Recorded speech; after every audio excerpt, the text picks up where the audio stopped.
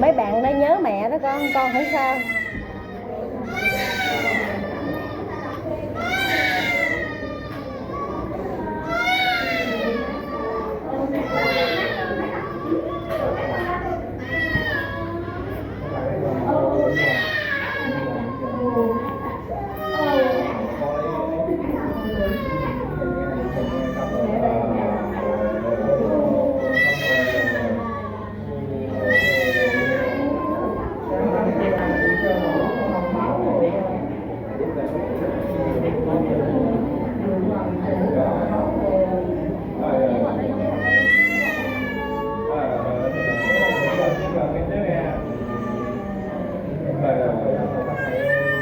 Ngoan nha con, không sao, đợi anh Minh nha con, đợi anh Minh nha, con xong rồi.